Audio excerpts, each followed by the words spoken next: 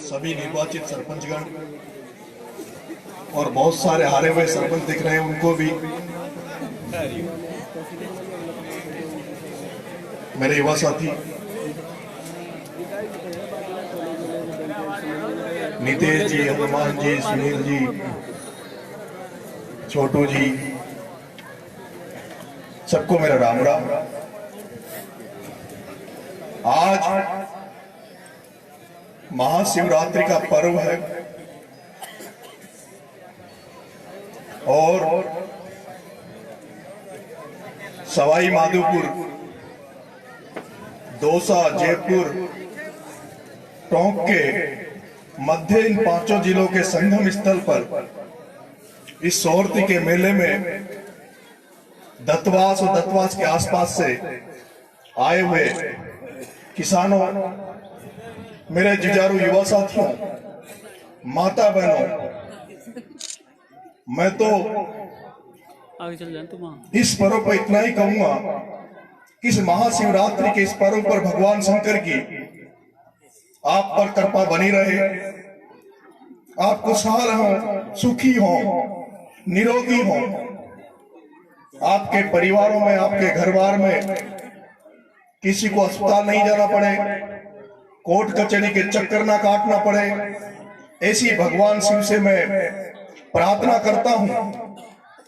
क्योंकि भगवान शिव, भगवान शंकर एक ऐसे आदि देवता थे, आदि भगवान थे जो निष्पक्ष रूप से सबको समान गणते थे, चाहे वो देवता हो, चाहे वो दानव हो। उनकी नजर में कर्म को तवज्जो थी, जो कर्म करते थे उन पर भगवान शिव जी की कृपा रहती थी। और हम उन्हें आदि भगवान भी कहते हैं, क्योंकि भगवान हिंदू धर्म में 64,000 देवी देवता है। भगवान बहुत सारे हैं जिनके नाम मैं नहीं लेना चाहता, लेकिन केवल भगवान शिव जी एक ऐसे भगवान थे जिन्होंने कभी गढ़ किले नहीं बनाए, महलों में नहीं रहे, जिन्होंने कभी किसी राज पर आक्रमण नहीं किया, जो सिर्फ दूसरों की सेवा करते रहे। ब्रह्मा को कह दिया, विष्णु को कह दिया कि तुम संभालो भैया, मुझे तो मैं और मेरी पार्वती ठीक रहे। और मानव कल्याण के लिए वो हमेशा तपस्या करते रहते थे।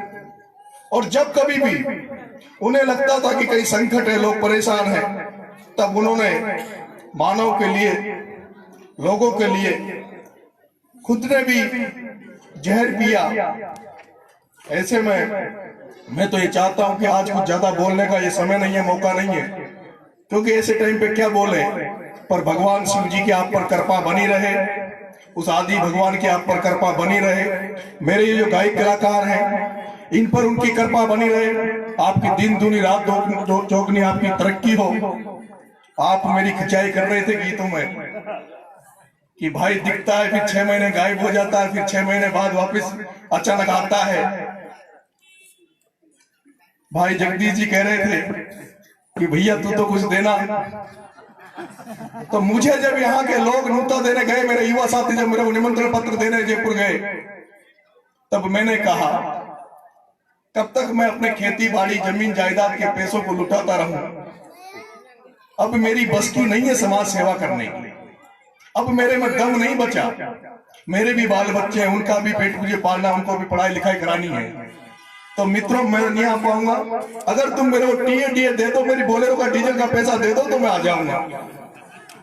लेकिन ये शिव जी का मेला है, मैं आया हूं आपके बीच में, आपके दर्शन हुए, इसलिए आपके दर्शन ही भगवान के दर्शन है।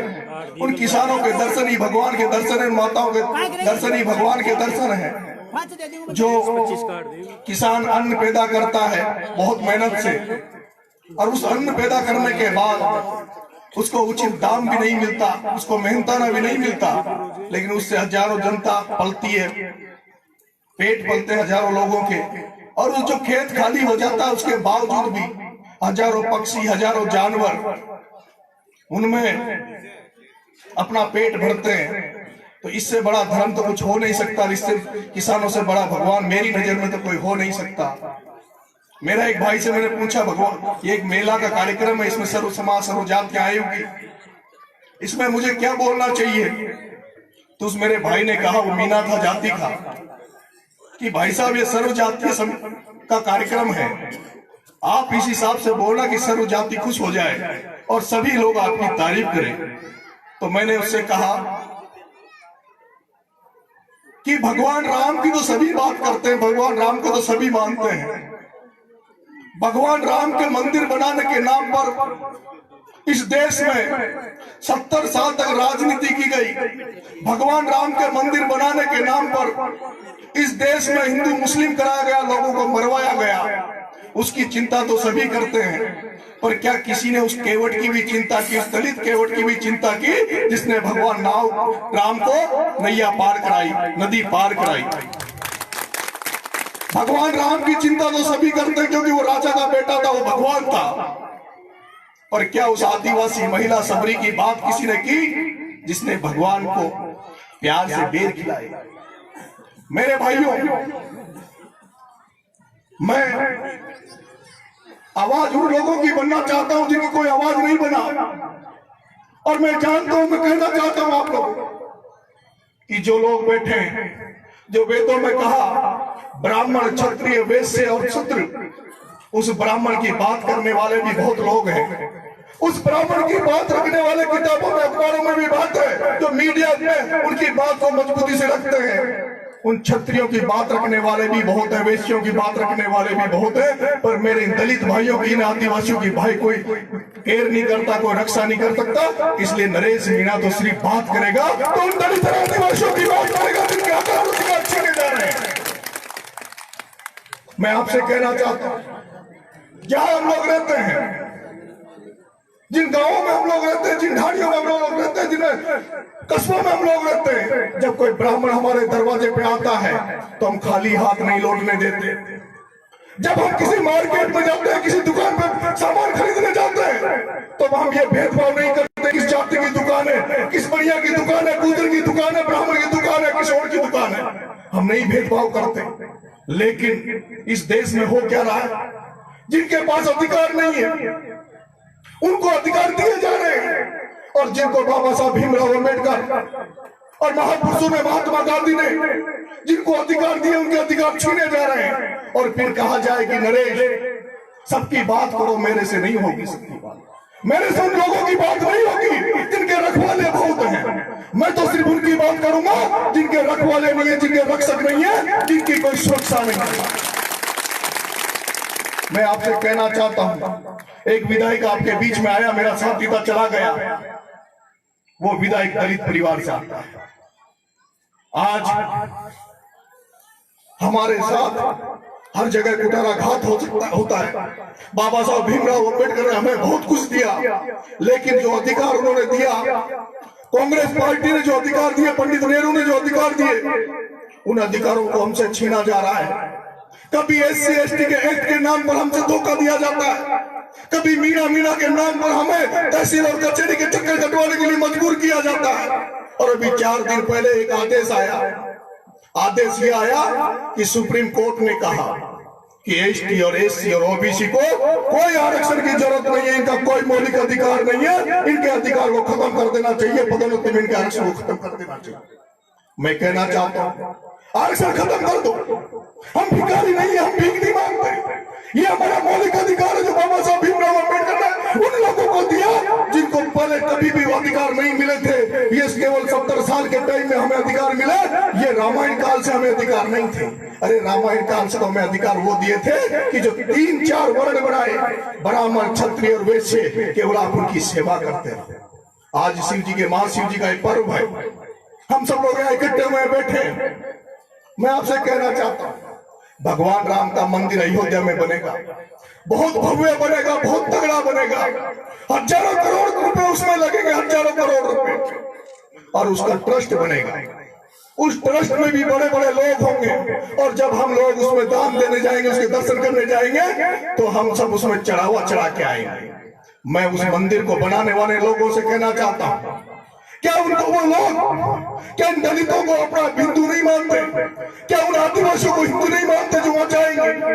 अगर आप हमें हिंदू मानते हो, इन दलितों को हिंदू मानते हो, इन आदिवासियों को हिंदू धर्म में मानते हो, तो क्या आपका फर्ज नहीं बनता उस भगवान राम का जो मंदिर बन रहा है उसमें क्या उसमें केवट, उस दलित केवट का वंशज उस ट्रस्ट में मेंबर नहीं होना चाहिए था जिसने भगवान राम को नदी पार करवाई? क्या उस छपरी का वंशज उस मंदिर में नहीं होना चाहिए था जिसने भगवान राम को पेड़ खिलाए? ऐसा भेदभाव हमसे क्यों करते हो? आपका जब मंदिर मठ और जो चीजें बनी हुई है उनमें आप लोग न्यायपालिका में चले जाए तो पूरे जज लोग आपके साथ बैठे हैं, आपके लोग बैठे हैं। अरे मीडिया में अखबारों में चले जाए तो वहां भी सब लोग आपके बैठे हैं, आप ही की बातें लिखते हैं। हमारा तो कोई लिखने वाला भी नहीं है, हमारा कोई सुनने वाला भी नहीं है। और दूसरा दुर्भाग्य की बात यह है अरे कि हम तो ऐसी जगह पैदा हो गए, ऐसे वर्ग में पैदा हो गए जो हमारे लोग तो उनके जब अधिकार छीन लिए जाते हैं तब भी उसे हंसते नहीं है, वो सोचते रहते हैं। इसी तरह से 4 दिन पहले सुप्रीम कोर्ट ने एक आदेश निकाला। और हुई सुप्रीम कोर्ट कौन है? सुप्रीम कोर्ट की भूमिका आपने महाभारत सुनी होगी, महाभारत पढ़ी होगी। महाभारत में जब पांडव उस योद्धा से, उस अजय योद्धा भीष्म पितामह को कुछ बिगाड़ नहीं पा रहे थे, वो जब भीष्म पितामह रोज के 10,000 लोगों को, पांडवों की सेना को मार रहा था, तो पांडवों ने कहा पितामह हम क्या करें, हम कैसे जीतेंगे? तो भीष्म पितामह ने कहा कि पांडव मेरे जीते जागते तुम जीत नहीं सकते, तो सब हुक्म आदेश करो क्या करें हम? तो उन्होंने कहा कि मैं महिला पे हाथ नहीं उठाता। भीष्म पितामह ने कहा कि जो महिला का वर लेके आए उसमें मेरा हाथ बाण नहीं चलेगा। तब कि क्या करें कि आपके ग्रुप में एक शिखंडी नाम से है जो आधा आदमी और आधा औरत है। जब पांडवों ने भीष्म पितामह के सामने उस शिखंडी को खड़ा कर दिया और जब शिखंडी सामने खड़ी थी तब भीष्म पितामह ने अपने धनुष और बाण नीचे रख दिए और उसके बाद अर्जुन ने तीर चलाए और भीष्म पितामह नीचे लेट गए। उसके बाद वो, क्योंकि उनको वरदान था अमर अजय का, वो अपनी मर्जी से वो मरे। इसी तरह से जिस तरह से शिखंडी को खड़ा किया गया उसी तरह से नरेंद्र मोदी और भारतीय जनता पार्टी की सरकार उसी शिखंडी के रूप में सुप्रीम कोर्ट को हमारे सामने खड़ी कर देती है। क्योंकि इनको पता है अगर हम ये कहेंगे, बीजेपी अमित शाह मोदी ये कहेगा कि आरक्षण को खत्म कर दो, तो ये आदिवासी दलित एसटी ओबीसी के सारे लोग हमारे सामने खड़े हो जाएंगे और हमारी औकात नहीं है कि इनके खिलाफ कुछ कर सके। इन्होंने कहा था, मोहन भागवत ने कहा था बिहार चुनाव के पहले कि आरक्षण की समीक्षा होनी चाहिए, तब बिहार की जनता ने उसको जवाब दिया, बिहार से बीजेपी को हरा के भगाया। और उसके बाद में मोहन भागवत और इन आरएसएस और संघ वालों ने नया गणित निकाल लिया कि आरक्षण ऐसे खत्म नहीं हो सकता। तो आरक्षण को खत्म करने के लिए जितने भी सरकारी सिस्टम है उनको निजीकरण में दे दो, उनको निजी हाथों में दे दो, और जब आप निजी हाथों में उनको दे दोगे तो अपने आप आरक्षण खत्म हो जाएगा। यही इनका एक प्रक्रिया है जो कभी सुप्रीम कोर्ट के माध्यम से तो किसी और माध्यम से ये करते रहते हैं। मैं पंच पटेलों, मेरी माताओं, आपसे कहने आया हूं, ये बच्चा आपको जगाने आया है। मैं आपसे कहने आया हूं कि आप सोए ना, क्योंकि आपके कुंभकर्णी नींद में सोए हुए हो।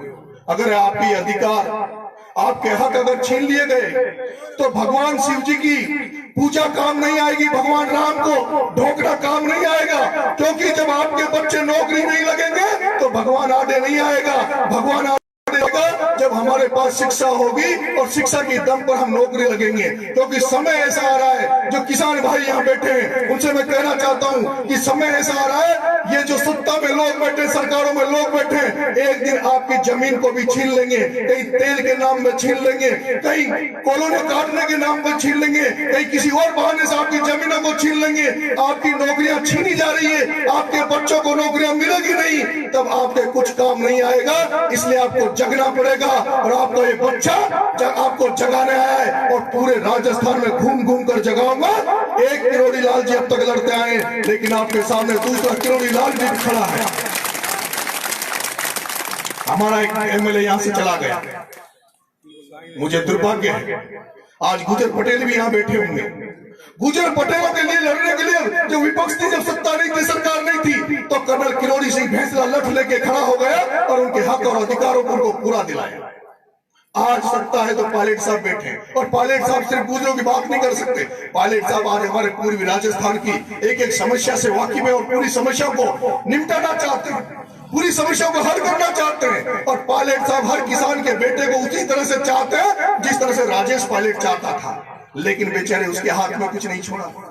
वोट उसके नाम से ले लिए, वोट पायलट के नाम से ले लिए और मुख्यमंत्री ऐसा व्यक्ति बना दिया जिसको धरातल की समस्याओं को पता नहीं, जिसको धरातल की समस्याओं का पता नहीं, तो हमारा कैसे उदय हो।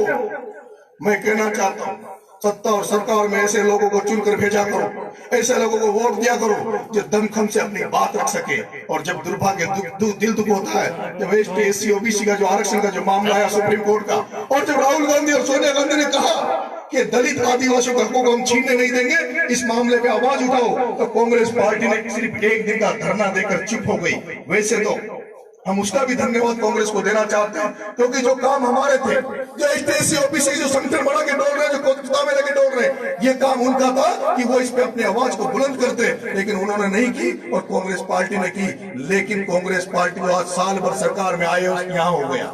मेरे पटेल पंच पटेल कह रहे थे पीछे से कि सत्ता में साहब साल भर हो गया, कर्जे का क्या हुआ। अरे बाबा, ये एमएलए तो वहां जाके बोलते ही नहीं है, ये तो हमारे नेताओं को तेल लगाने में लगते हैं, चमचागिरी करने में लगते हैं कि हमें कुछ दे दो। ये आपकी बात को नहीं कह सकते। आपकी बात को कहने वाले मर्द नेता तो नेताओं को तो पार्टियां टिकट ही नहीं देती। जो ऐसे मर्द नेता जो वहां जाके अपनी बात को कहे, उनको तो एक पार्टियां टिकट नहीं देती। इसलिए इनसे आशा अपेक्षा ज्यादा मत करो, इनसे तो हेडपंप लगवा लो, सड़क करवा लो, ये करवा सकते हो। इसलिए मैं कहना चाहता हूं आप सबने मुझे बुलाया, उसके लिए आपको बहुत बहुत धन्यवाद। आपका बेटा हूं, छात्र हूं, युवा हूं, आम लोगों के लिए लड़ाई लड़ता हूं। आपका आशीर्वाद, आपका स्नेह प्यार मेरे पे बना रहे। आपने जिस जोरदार तरीके से स्वागत किया उसके लिए आपको धन्यवाद। राम राम, जय हिंद, जय भारत।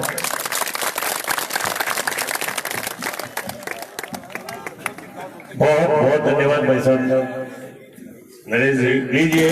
अब मैं